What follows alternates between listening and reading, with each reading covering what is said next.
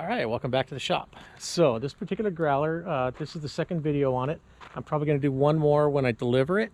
What the story is on this growler is that I received a phone call a few weeks ago from a guy up at the Reagan Ranch, and that's the ranch, Rancho del Cielo. It's north of Santa Barbara, and that was the ranch that Ronald and Nancy Reagan used to own. While he was president, they spent a lot of time up there. They had dignitaries up there. Gorbachev was up there, signed the big famous tax deal that he passed up there. And anyways, I was very honored to get this growler. I told him, yes, of course I'll do it. So it showed up, I swear, like a day or two later, it showed up here at the shop. As you can see, this is growler number 40. It's ITV 40.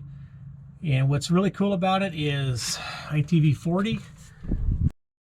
Ronald Reagan was the 40th president of the United States, so that's really kind of cool. Just sort of coincidental that number 40 was donated to him, so that's kind of neat. One thing you can see in the paint, I don't know what this is, but it looks like somebody, has a lot of rust on it. Looks like somebody sprayed some kind of anti-rust stuff and it did something to the paint and like chalked it out, which is strange because this Carc paint shouldn't do that. It's supposed to be chemical resistant, but so it's going to need some paint, and it's going to need some work on the rust and stuff like that before it gets too bad. It's got a couple spots here, like on the floor, where the rust has gone through. This never received the update here where they cut this out so that the so water doesn't pool up and dirt doesn't pool up, and it's rusted through. Just one thing I don't do is body work. I don't do paint. I don't do rust restoration. I just do mechanical repairs. So we've gone through this thing, and mechanically it's sound. Now everything works on it. We have all the systems working correctly, and that'll just be up to the owners or the foundation up at the ranch, what they want to do about the paint and stuff like that. It's not a huge deal. So anyways, let's pop the hood and we'll go through a few of the things that we did on this. I've got about 3 pages here that my notes here that I'll be talking about. One issue was the temp sender wasn't working. New fuel filter, new hydraulic filter.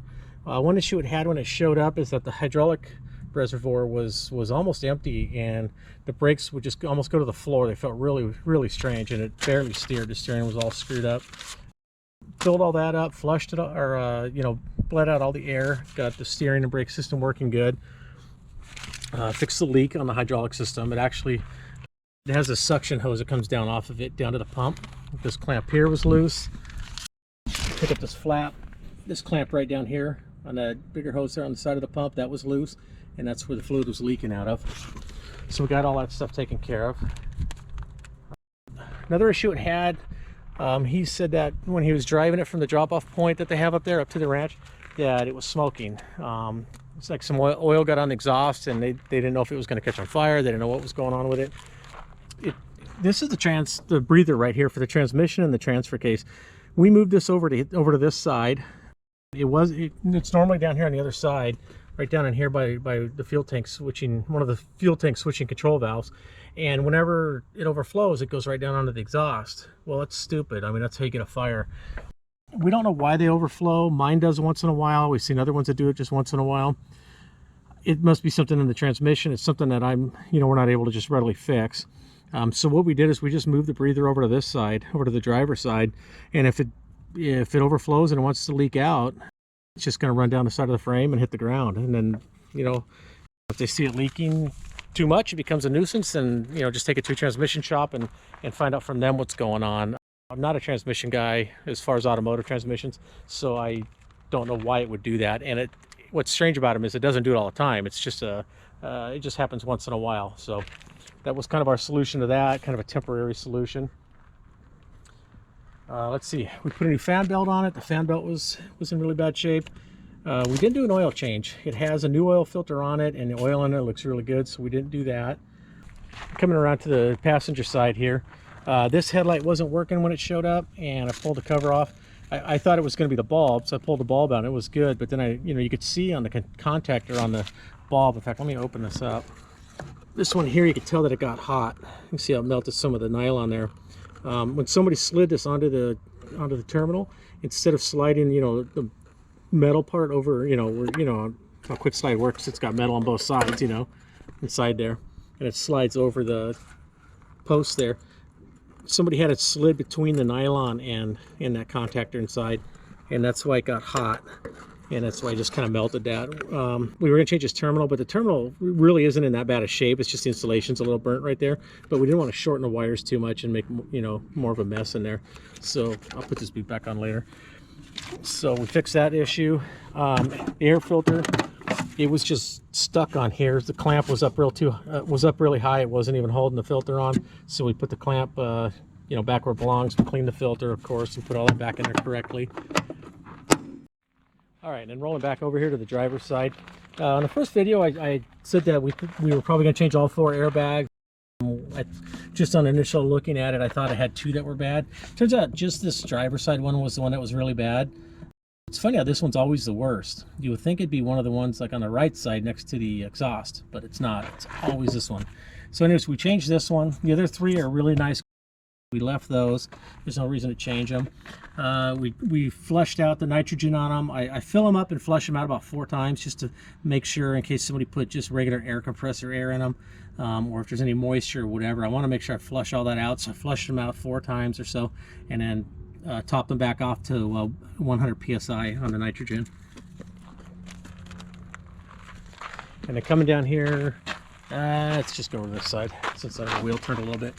We did all 4 CV boots, or all 4 axles. So we did all 8 CV boots. Most of the boots on the ball joints were rotted out, so we changed it. You know, we checked the ball joints. We make sure that they're good. These things have so few hours on them. They've been used so little. The ball joints are usually in really good shape unless they've been damaged or something. So I've sourced out these boots to put on here. So we just replaced the boots and make sure that all the rest of, you know, make sure that the ball joint's in good shape. And then inside here, when you take the hub off to work on it, there's a seal right here. You can see the metal part of it right here. This one wasn't changed, but I'm just pointing to it because it's easy to get to with the wheel turn. We had 2 of those that we changed that were in really bad shape. The rubber was pretty much gone on it. And there's also an O-ring that goes behind the hub when it bolts onto the spindle here. And we changed those O-rings as well. One of them was actually pinched from, you know, whoever put it on last or whatever, they pinched it in there real bad. And that all affects the CTIS system because that allows air to leak out, and then your CTIS system won't work correctly. And then coming down here to the bottom, you can see the drive shaft's freshly painted. It was bent really bad from the forklifts over at Planet.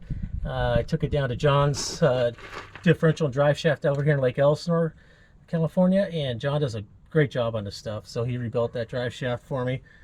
We changed the fluid in both the differentials. The transmission fluid looked really good. We didn't bother with that. The transfer case, we always drain that now. For some reason, they kind of seem to collect water, or probably through condensation. So we changed the fluid in that. We straightened the pans. The pans were in really bad shape. We straightened them as good as we could. They're not that easy to straighten just because of the way they're built with the flange on the side. There's only so much we can do. We get them straightened up so they're not dragging on drive shafts. We make them, you know, get them as straight as we can. We added a drain to the air tank for the CTIS system, so you can just drain it from right here. Otherwise, they'd never get drained because where the drain is, you can't get to it on these. The transmission's in the way. We set the suspension height. I always set it just about a ½ inch to an inch lower than what the marks show, just so we get a little more advantage to the CV axles, so we don't run as much of a chance of breaking an axle. Of course, you can set them however you want. You know, the controller in here, you have 3 positions you could set. This one here, we set the max one all the way up. We set the squatting one all the way down, and then we set the standard one just about an inch below. And it gives it a pretty good stance, and it gives it a good ride as well. And then you can see on this particular Growler, I don't know who did this. I'm guessing it was the guy that in Texas had donated to them. He put these Sparco kind of racing seats in them. They don't really match it too well, but they're comfortable. They're decent seats. The rear, it's just got these kind of like Tractor Supply tractor seats in the back. I haven't even sat in one yet, so I don't know if they're comfortable. All right, let's come around to the back. Lift the lid back here. I've already taken the thumb screws out that hold this battery cover on. It came with the blue tops. The bracket that was on there originally, the original bracket, we have it laying down in here under these hoses. so the owner can still have those, but they don't fit on their blue tops good at all. And the way they were sitting on there, they were just about to touch these contacts right here. You know, where we've got the studs here. So that was just, I mean, you hit a decent bump, those would have shorted out. We just made a new hold down out of this 1-inch square tube. It's a really good way to do it. Holds the batteries tight, they're in there good. It's a decent hold down. We changed both of the one-way check valves, you know, the front and the rear one-way check valves for the suspension. This thing holds itself up, you know, for days. It doesn't settle down at all. We also put a new air filter on the air compressor. The old filter on this one was just literally just laying there. It just fell off. The rubber part was still on there, but the foam part here just fell off, and it was just laying down on the deck underneath the air compressor. So we put a new filter on that. We oil it up good and put a new filter on. On the earlier LSVs and PMs, everything was stamped with the serial number of the vehicle, LSV 0040. It's kind of cool. You can see, you know, to make sure nothing's been swapped off of another one. This one's got the same serial number on all the parts. I believe it's on the roll bar up on top. It's on here. It's on all three of the belly pans. Yeah, we had to replace the square mirror on here. It was totally gone. It was just remnants of I think just the screws were in there with a couple pieces of plastic under them. So we put a new mirror on there. And then coming back inside here, when it first showed up, the gauges didn't work at all. I just pulled the cover off the fuse box, and I pulled the fuse out for the gauges, jiggled it, and it started working. It looks like someone replaced the fuse box. It has new screws in it. The box is in really good shape. It's not rusted and corroded like the rest of the vehicle is. So I believe the guy that had it before, you know, the guy that donated it, must have changed that fuse box. But the fuses still had some corrosion on them. So we cleaned those up really good. Also, the temp gauge didn't work. Even once we got the fuel gauges and the oil pressure gauge to work, the temp gauge didn't work. And that's, you know, we found that the sensor was bad on the engine, so we fixed that. We put a key switch on it just so they can lock it out, just so no mischievous kids get in here and play with it. Or who knows, so somebody can't steal it. The center console plate, I haven't made it yet. I've got to make this before I deliver it. I haven't even talked to him yet to see if he wants to get rid of this or not, but I'm going to make a plate anyways, because this thing is just ready to break an elbow. You'd be driving this thing and bounce around and hit your elbow in there. It's not going to be a happy day. In the first video, I talked about the rear steering, how normally when they show up, even though the locks are welded in the back, if you play with it, you can see the wheels twitch just by doing the, you know, once you turn it on and you activate the joystick. This one didn't move at all. So we pulled this control box out, and it was unplugged. So we plugged it back in, put the console or the controller back in. And then the suspension control wasn't working. I noted that in the first video as well, that I had to play with it for a little bit before it started to work. When it showed up, the suspension was collapsed all the way down. And I started playing with them, and pretty soon I got it to work. We took it off, and it had a bad connection on the back here. There was a loose wire. So we fixed that, and now it all works good. It doesn't have any issues at all. It has a really nice top. It's not aftermarket. We looked at it. It's got the the tag on there that it was made for the Marine Corps. But it looks new, like it was changed out not too long before this Growler was put up to auction. It's funny, I've never seen one in this good a shape. So not only is the top in really good shape, but the tires have no rot. They're in really good shape. I looked at the date code on them. Is the 20th week of 2011. This is a 2009 Growler, so these tires are 3 years newer than the Growler. They were changed at some point, but they're in really good shape. Usually by the time we get these things, the tires are kind of rotted out. All right, so that's Growler number 40.